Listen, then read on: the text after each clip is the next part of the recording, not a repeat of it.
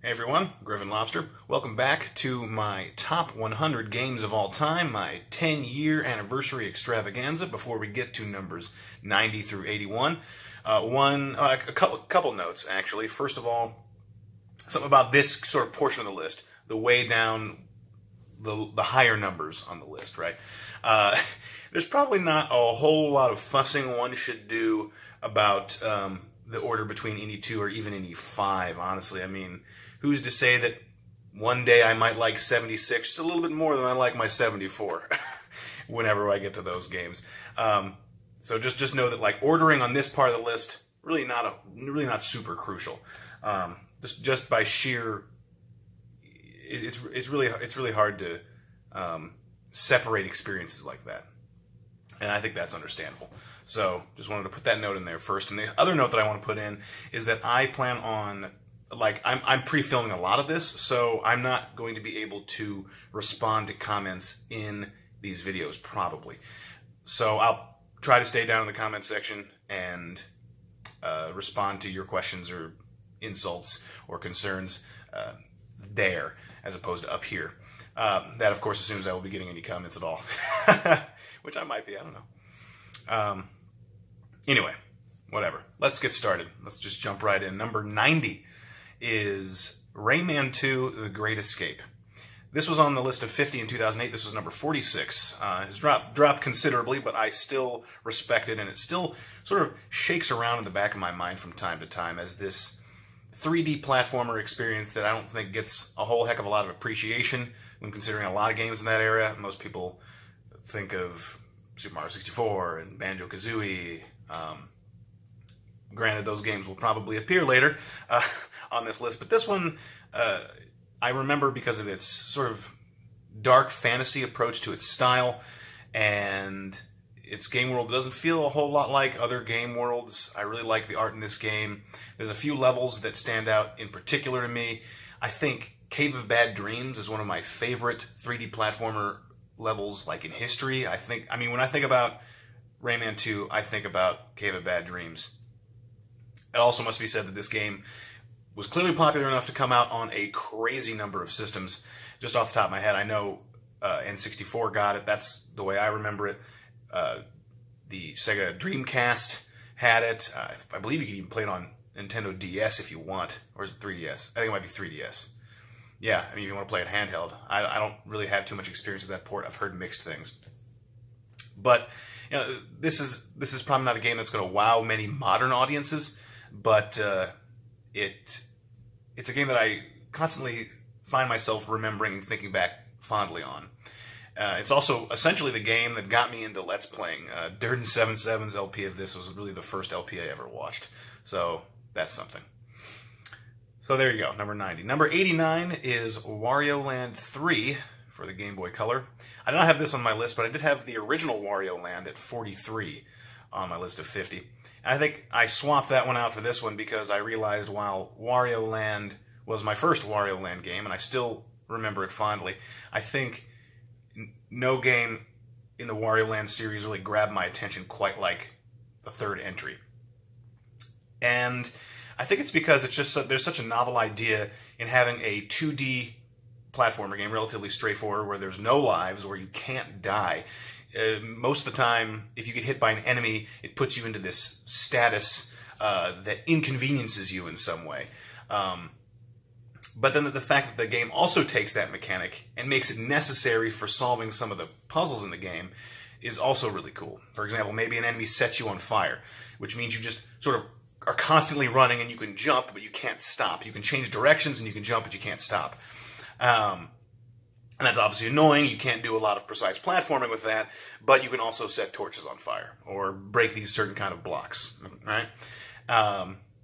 And that's just one example. Another example is an enemy like throws a donut at you, and Wario uncontrollably must consume food that is flying at his head, and a single donut is apparently enough to make him instantly morbidly obese, and you move really slowly. It can have these wimpy, crummy little jumps, and you just have to walk enough to work off that donut and go back to regular status, and that can be annoying, but it's also the only way to break certain blocks, is to break them while hugely fat. And it's sort of cool the way the game encourages you to experiment with these different inconveniences, or you have to get hit at the right time or in the right place. And I like the way that the game world is set up. It's constantly fun to get a new power or get a new item that opens up a new level or a new part of another level, or you have to remember all the different spots and all the different levels that are now accessible because of this new power or item that you got. And I beat the game in probably, I don't know, 3 or 4 sittings as a kid. I loved it, and still continue to look back on it fondly. Wario Land 3, very good game. Coming in at number 88 is Dead Space. The rest of this 10, matter of fact, are all going to be new entries to this list. They weren't on my list of 50 at all. This one has a good reason. I'm pretty sure I played this game probably right after making my list in 2008. I believe Dead Space came out in 2008. And I remember it for being an atmospheric, swelteringly oppressive survival horror game that doesn't rely on an immobile character like, you know, if you go back and play some of the more classic survival horror games, your Resident Evils and whatnot, you can't move and shoot at the same time. And this game manages to be scary while also feeling like a capable third-person shooter, or over-the-shoulder shooter, in its own right. It also introduced these horrific alien zombie creatures that cannot be killed, or I mean, they can be killed, but with the standard survival horror mode of headshots. But really, your main way of doing damage and doing a lot of damage and doing damage the most efficient way is to dismember these aliens. So your suite of tools and weapons at your disposal are designed to be able to do that. The main base weapon in the game is this plasma cutter that has 2 modes. The 2 modes are simply it shoots a line shot that's horizontal, and the alternate fire is it shoots a line shot that's vertical. And so it adds... the character you play, Isaac, is an engineer, and so it adds sort of this interesting tactile, mechanical, almost engineering-like approach to the way that you cut apart enemies. It also includes a really cool weapon, my favorite weapon in the game, the Ripper, which is essentially a super long-range chainsaw where you fire a saw blade and then it keeps it in suspended animation in front of you by several feet. And then one of the other powers that you have in the game, Kinesis, where you can move certain objects. Then you can move this spinning saw blade either further away or closer towards you. Really cool weapon. And like I said, oppressive atmosphere, interesting story that doesn't get too convoluted, at least in this game. Admittedly, future entries sort of ditched a little bit more of the straight survival horror and went more for a over-the-shoulder, a straightforward, more action game kind of vibe. And I think that the story also got convoluted in future entries. So this is one of those series that unfortunately suffers from mainstream sensibilities about this kind of thing. But I still like the original the best. Dead Space is a really cool game. So check it out if you ever get the chance. Coming in at number 87 is Batman Arkham Asylum. Hi, Batman. This is another one of those games where, like, there's several games in the series, and I think for a while I was duped into thinking that I like the second game the best, Arkham City. But it's the one that I continue to think about the most is definitely Batman Arkham Asylum. And I think when you look at the series as a whole, it makes for a good argument why bigger isn't always better. Starting with City and with the subsequent games in the series, they kind of went for a more open world thing, which is fine. There are tons of great open world games, and the game worlds aren't ridiculously huge by any stretch of the imagination. But I think the gameplay in these Batman games, specifically the stealth stuff where you're stalking enemies that have guns, and you can't really go toe-to-toe with an enemy with a gun. I mean, you're Batman, you don't have a gun. So you have to take them out methodically and use fear to your advantage. I think the constructed, pointedly made indoor spaces work for that type of gameplay just a little bit better than City Streets, which is where the lion's share of the action takes place in Arkham City and Arkham Knight. And also, you just can't argue with the vibe that Arkham Asylum has. It's almost Bioshock-esque in a way. just this twisted, dark world that you feel a little bit trapped in. And I think the smallness is key to that. Obviously, Batman just has the best rogues gallery in the history of superheroes, so the Joker's great. Mark Hamill is excellent in this, obviously. Love Harley Quinn in this.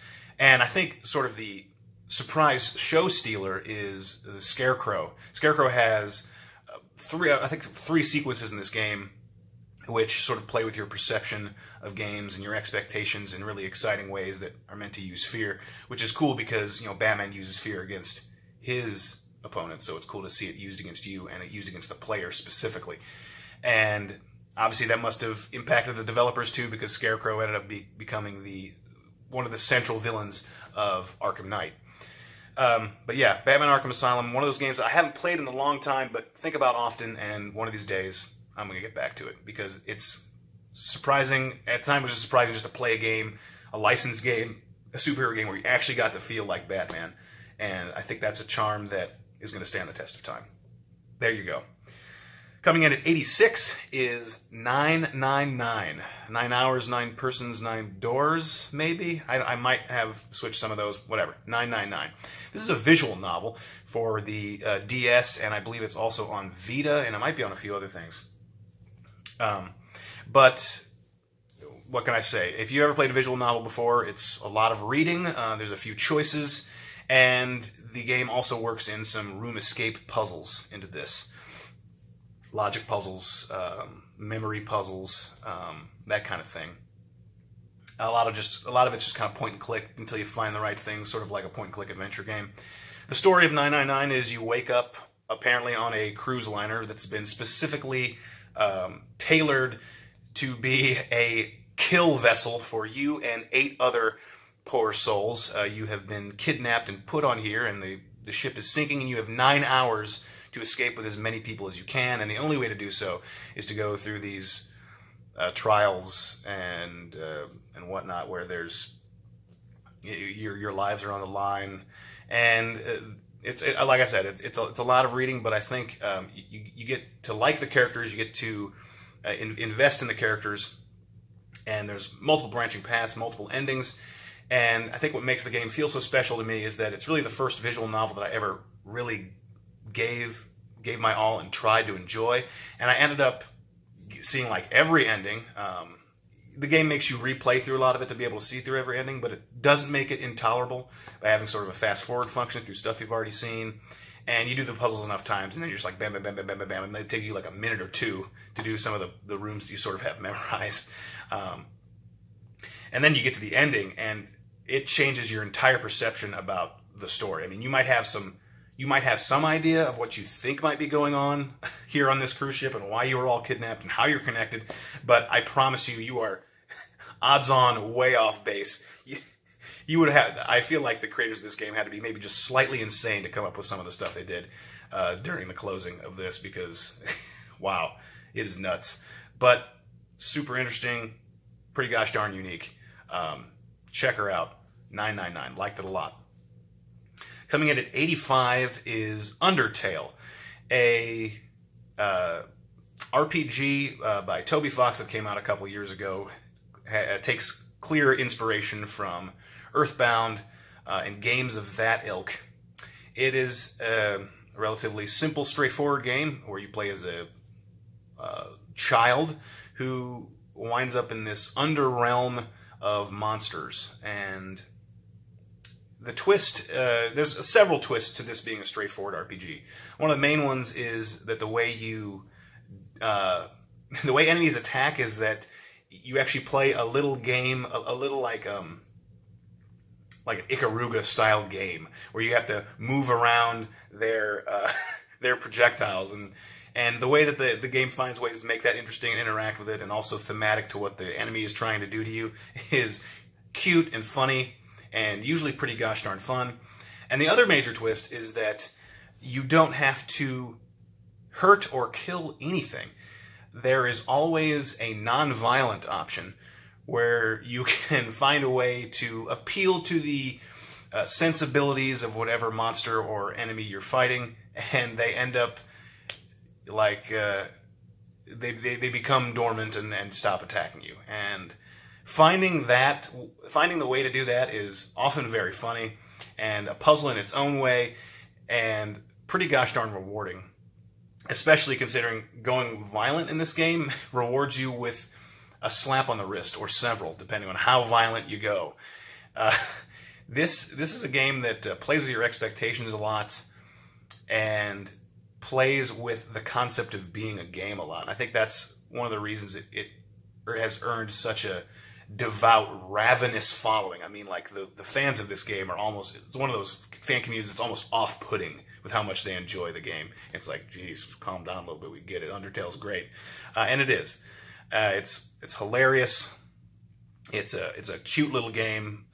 Not visually stunning by any means, but the fact that Toby Fox was able to do so much with such limited tools points to his talent as a game designer. Also, the music is excellent too. I mean, really excellent. It's one of the only game soundtracks I own in physical form. That's how much I enjoy the Undertale soundtrack.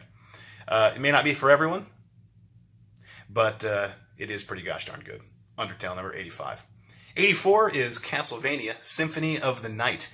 This is one of those classic games that I only recently had the pleasure of going back and discovering for the first time, and wow, I'm glad I did. I've never been a huge Castlevania fan. I played Super Castlevania 4 on Super Nintendo, but in terms of the Metroidvania style Castlevania games, where it's like a big sprawling open world, like a Metroid, right? Where you get items and you can explore new parts of the world. The only game I'd really ever played like that was one of the DS ones. I forget, Portrait of Ruin? Was that one of it? That doesn't sound right. Dawn of Sorrow. It was Dawn of Sorrow. That's the one I played, I think. And, I enjoyed it. I thought it was pretty good. It felt incomplete, though, or unfinished. I don't know why. But going back and playing this one, I can see why the series switched from the more straightforward level-based structure of Castlevania 4 and previous to this open-world explore-type game. Super cool style. I love the enemy design in this game. I love the boss designs in this game. The game world is, this big mansion, this big castle, right? So almost every room has this sort of gothic feel to it, but so it sort of brings like a one-note atmosphere. But I think that it also finds a couple of interesting ways to surprise you as you go through it. There's also some pretty interesting secrets in this game. There's the entire mirror castle part of the game, which you could conceivably play the game and never even know that that's in there. Of course, that's pretty hard nowadays with everybody having played this game on Earth. And I'm glad that I went back and played it, because it was an excellent experience. I loved the little the subtle, like, not subtle, but like light RPG elements that were in it. It just culminated with a lot of different. It sort of borrowed a lot of different conventions from a lot of different types of games and assembled them into one package that I found very attractive even today. And the game looks gorgeous still. It's a PS1 game, but uses sprite graphics, and boy, that game holds up. I can play it on my Vita if I want, which is even cooler. So Symphony of the Night, still good to this day. So glad that I went back and checked it out. Coming in at 83 is Dark Souls 2. This is definitely not going to be the last Dark Souls game on this list. Definitely in the years since my original top 50, I have become a Dark Souls fan. Actually, Dark Souls wasn't even out. I don't think, Demon Souls didn't even come out until after my list of 50. So this is an entire franchise that has become quite beloved, that has basically hasn't even been around since I started doing YouTube. That really puts things in perspective. Wow. Dark Souls 2 is, of course, the second entry in the Dark Souls series. Third, if you include the original Demon Souls. And I'm not going to go into too much detail here. I'll probably talk more about why I think Souls is good in later entries on this list. Spoiler.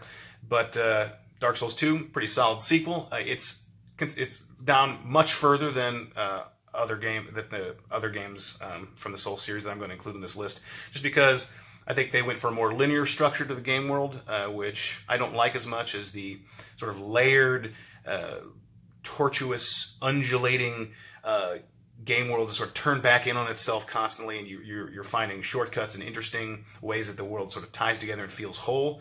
There's a lot of stuff in this game that doesn't make sense in terms of how you get from one area to another. And I think sometimes when you look at individual areas, some of them are pretty good. Some of them are not very good at all. I think there's a ton of bosses in this game, and a lot of them are kind of unforgettable. But the Souls formula just works for me. The risk-reward mechanic with the way Souls work. There's still a handful of excellent bosses in this game.